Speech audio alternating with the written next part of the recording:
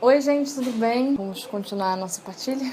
Se você tá até aqui, parabéns. Se você chegou aqui direto nesse vídeo e não sabe o que tá acontecendo, eu sou a Sara, muito prazer. Tô partilhando sobre a minha experiência da minha gravidez, que foi uma gravidez de risco, e fiz uma série de vídeos onde eu compartilho por cada trimestre, e estamos começando agora o terceiro trimestre. Na verdade, eu vou começar pelo finalzinho do segundo trimestre ainda, né? Porque no outro vídeo eu acho que eu falei muito, não que eu não vá falar muito nesse vídeo, mas enfim, vamos lá. Depois que fiz a morfológica e tive a questão do crescimento dele, que estava abaixo da curva de crescimento, dos ossos longos que estavam ainda menores e etc. Graças a Deus, a providência de Deus, algumas semanas depois eu consegui fazer uma triagem no hospital de referência para gestação de alto risco aqui no estado do Rio, que é o Instituto Fernandes Figueira. Fui fazer a triagem, eu me lembro, com o Dr. Renan no final de dezembro. Ele olhou a minha ultrassonografia, as outras que eu tinha, e viu que realmente o hospital me acolhia, né? Eu lembro que, como os ossos longos do Lino estavam ainda menores do que o restante do corpo, do que deveria, não estava proporcional, ele falou, muito provavelmente é uma displasia esquelética, que é uma malformação óssea. Essa malformação, ela pode ser letal ou não letal. Isso foi ele me explicando para mim e para o meu esposo, né? A letal, por exemplo, é quando o tórax, ele cresce menos do que deveria, mas o pulmão cresce normal. E aí acontece uma perfuração do pulmão.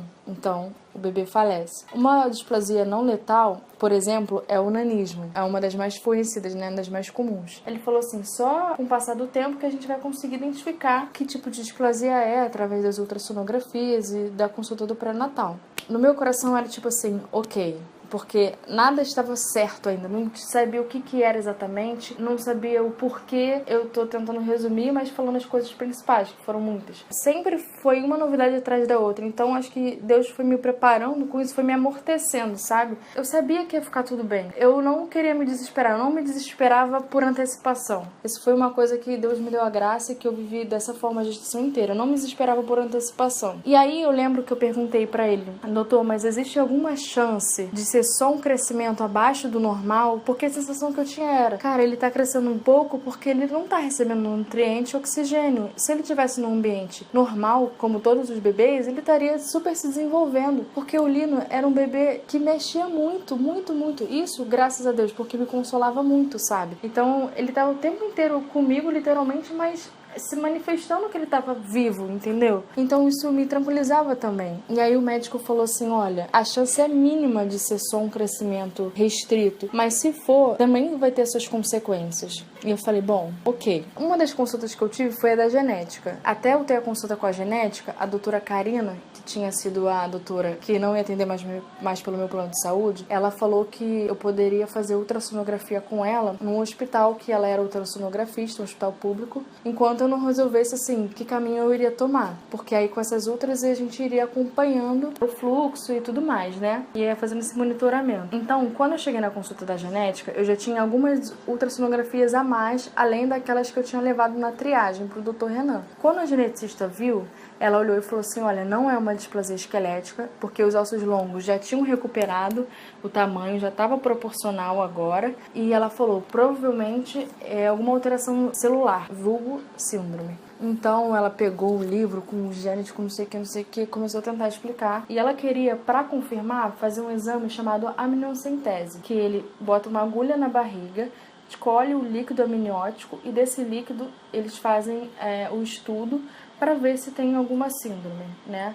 Pode ser ou o líquido da barriga ou o líquido ou o sangue do cordão umbilical, mas é dessa forma que é feito. E aí, para fazer esse exame, para ela saber se tinha alguma síndrome, né? Ela precisava que a minha ultrassonografia do hospital fosse o mais rápido possível, porque a minha estava marcada só para meados de fevereiro, e isso era dia 11 de janeiro. Aí ela me deu um encaminhamento para eu poder antecipar, né, no local que fazia a ultra, antecipar a marcação da minha ultra. Quando eu cheguei lá e levei esse papel, os médicos pegaram e fizeram a minha ultra na mesma hora. E quando eles fizeram a ultra, naquele dia eles observavam que o meu fluxo estava positivo, tipo, tava tudo bem. Só que eu já tinha essas outras ultras, várias ultras, sei lá, 3, 4, 5 ultras com diástole zero. Então eles resolveram me internar, assim, do nada. Eu fui pra uma coisa, daqui a pouco fiz ultra, daqui a pouco eu internei. E eu lembro que era dia 11 de janeiro, porque era a véspera do meu aniversário. E aí eu internei, e comecei a fazer ultra um dia sim, um dia não, e eles me falaram, olha, você vai ficar internada até ele nascer. Nesse ponto, eu já sabia que ele iria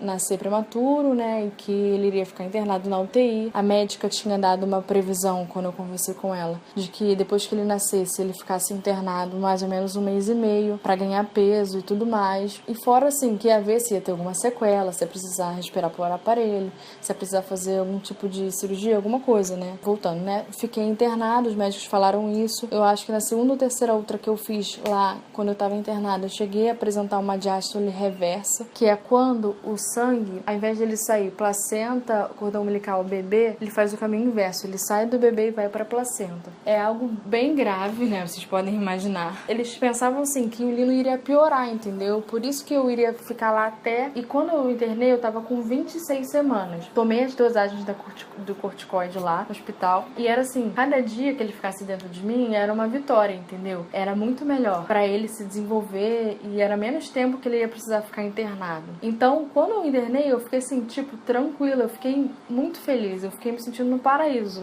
por incrível que pareça. Porque agora, finalmente, eu sabia que onde o Lino ia nascer, eu tava num hospital incrível, maravilhoso, que tipo assim, até funcionários que não são enfermeiros, não são nada, todo mundo tem uma cultura de te ajudar, de olhar que você tá meio perdido e falar, posso te ajudar, você quer ir aonde? Porque eles sabem que quem tá ali, filho, é porque tá mal, entendeu? Não tem outra explicação. E engraçado, porque durante a gravidez eu perdi o plano de saúde e pensava assim, caraca, onde é que eu vou ter meu filho? Eu fui tendo várias experiências ruins de atendimento e a gente fica morrendo de medo de ter uma violência obstétrica e sofrer com isso no parto, e ser maltratada no parto. Então, a sensação que eu tinha, e eu acredito que seja de muitas mulheres, vou chegar no hospital parindo, né? Já vai estar coroando e aí eu vou no hospital para não correr o risco de sofrer uma violência obstétrica. E assim, eu tava no hospital público, eu nem lembrava que eu tava no hospital público, sabe? Era tudo muito, muito bom. Até a comida era boa.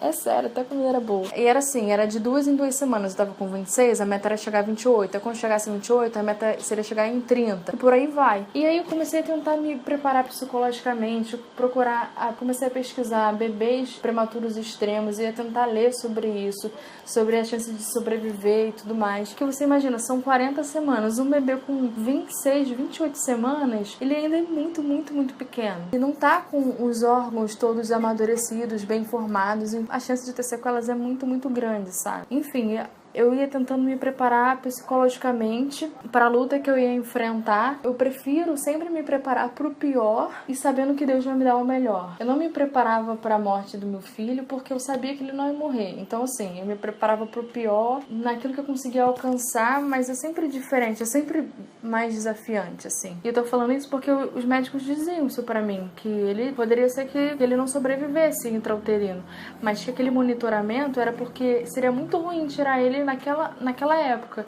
porque ele poderia ter muitas sequelas, então era melhor tentar manter e acompanhando mesmo com o fluxo alterado, entendeu? E aí eu tive essa diástole reversa que eu falei, e aí depois todo mundo começou a rezar quando eu internei, a minha comunidade Shalom, a qual eu sou muito, muito grata.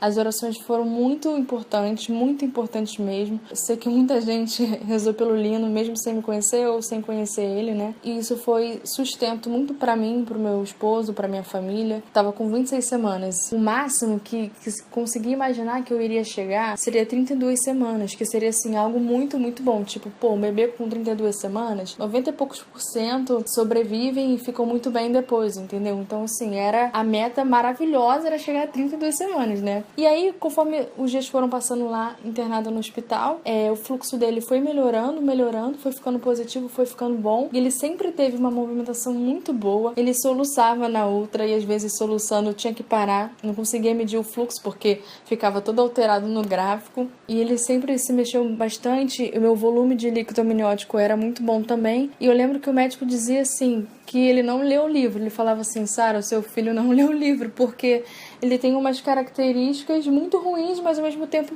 ele tinha que ter outras muito ruins, ele não tem, sabe? Aí eu me lembrei também que a primeira vez que eu fiz ultrassonografia com o chefe da medicina fetal do hospital, ele falou assim, olha, o tratamento que você tá tendo aqui, você estaria tendo se você estivesse nos Estados Unidos, na Alemanha, na França. O mesmo procedimento, o mesmo equipamento, tudo, você tá tendo o tratamento de primeira qualidade, sabe? Então, não se preocupa. Aí ele falou assim, tem 2 linhas de pesquisa, e uma delas é o CIUR, né? Porque, esqueci de falar, a essa altura do campeonato, que eles já tinham descartado a displasia esquelética, porque a geneticista tinha descartado, e quando eu fui fazer a ultrassonografia, o médico falou também, não é displasia esquelética, isso é um CIUR. O que é um CIUR? É um crescimento intrauterino restrito. Então ele já estava todo proporcional, só que ele estava muito pequenininho, muito abaixo do tamanho do peso dele. Então esse médico falou que estava tendo tratamento de primeira e que ele era especialista nisso. Eu sei que depois de 2 semanas eu tive alta com 28 semanas, porque o meu fluxo foi ficando positivo, foi ficando bom. Ele tinha alterações, mas era uma alteração, assim, suportável, digamos assim, que dava pra ir levando. Tipo, tava muito bom pra situação. Isso graças às orações de todo mundo, com certeza, lógico. E aí, com 2 semanas, eu tive alta. Eu tinha uma expectativa de ficar 6 semanas e com 2 eu tive alta para ficar indo no hospital 3 vezes na semana. Então, eu ia um dia sim, um dia não, segunda, quarta e sexta, pra fazer ultrassonografia, pra ir acompanhando. E eu que fiquei lá no início da gestação, pensando assim, caramba, vou ter que refazer a translucência nucal, mais uma outra que eu vou gastar e não sei o quê. Tipo, cheguei num determinado momento que eu tava fazendo ultrassonografia com os melhores ultrassonografistas, de repente, da cidade, com relação àquele assunto ali, os mais experientes e de graça, entendeu? Assim, tipo, Deus, entendeu? Eu queria ter o meu plano de saúde, tive uma oportunidade de fazer um plano sem carência e eu percebi que o melhor pra mim era aquela situação que eu tava vivendo. E aí eu entendi que se eu tivesse um plano de saúde, a minha médica ia ser o meu Deus. Eu ia ficar a gestação inteira com ela quando desse esse problema com lino na morfológica, em que eu iria precisar fazer ultrassonografia com muita frequência, talvez eu iria fazer com menos frequência, porque o plano de saúde não iria querer cobrir, com certeza 3 ultras na semana não ia cobrir nem a pau, ainda mais uma ultrassonografia com Doppler, que é aqui você vê o fluxo, que é mais cara ainda, o meu plano não iria cobrir, eu iria, tipo assim, a minha médica iria fazer meu parto, mas ela não iria fazer minha ultrassonografia e não iria acompanhar o lino na UTI. Então assim, eu fui vendo, tipo assim, eu entendi o porquê que Deus tinha tirado meu plano de saúde. Porque a sensação que eu tinha era assim, cara, eu sou bizonha, eu não sabia desse lance de carência, tudo bem, mas Deus sabia. E quando eu perdi, foi começando a dar tudo errado. E eu ficava assim, cara, não é possível. A sensação que eu tinha era que Deus tinha tirado o meu plano, assim, que Deus queria que eu tivesse sem plano, porque pra mim não fazia sentido outra coisa, sabe? Tipo, eu sou bizonha, mas Deus não é. Por que Deus não fez com que eu tivesse um plano? Não me avisou, entendeu? Então, pra mim, eu sabia assim, cara, alguma coisa tem. Alguma coisa aí tem. E aí, quando chegou nesse momento do hospital, eu entendi isso, eu fiquei assim, cara, quando eu internei, parecia que eu tava no paraíso. Eu falei, cara, nossa, meu Deus, muito obrigada. Porque aqui eu faço o exame de sangue que for, eu faço as ultrassonografias que for, eu tenho os melhores médicos. E assim, eu tinha uma rede, tava tudo integrado. O pediatra da UTI estava integrado com o pediatra do parto, que estava integrado com o obstetra do parto, que estava integrado com o obstetra que estava fazendo a minha ultrassonografia. Existia uma comunicação, não precisava ficar mais com aquela coxa de retalho falando, pelo amor de Deus, olha aqui a minha coxa, cata aqui os meus pedacinhos de papel e entende e traduz aqui pra mim, sabe? Então, quando eu cheguei lá, por mais que eu estivesse na situação pior, eu tava assim, tipo, ai, graças a Deus, sabe? E aí eu entendi. E quando eu internei também, foi muito forte que eu senti, assim, Deus falando assim, Ele me fazia pobre para não correr o risco de me autoprovidenciar. Eu escutei isso dentro de mim. Deus nos faz pobres para que a gente não corra o risco de se autoprovidenciar, para que a nossa confiança esteja toda em Deus, para que Ele seja o nosso provedor, e não a gente, sabe? Se a gente busca uma vida com Deus, de fidelidade a Deus, de filiação a Deus, e a gente tem essa confiança no cuidado, Deus, Ele cuida, e Deus Cara, mas Deus cuidou tanto, assim, Deus esculachou de tanto que ele cuidou, sabe? Eu vi o ciúme de Deus no sentido de que eu não quero que você tenha um médico, eu sou o seu médico. Tipo assim, cada consulta era um médico diferente. Eu não tive 2 consultas com o mesmo médico, porque Deus queria ser o meu médico, sabe? E pra finalizar esse terceiro trimestre, eu quero dizer uma coisa que eu senti a minha gestação inteira e eu não quero me esquecer. Eu sei que outras cruzes virão, mas eu tenho certeza que a cruz, ela vai na ressurreição. Se a ressurreição lá não fosse infinitamente maior do que a cruz, Cristo não teria morrido na cruz, sabe?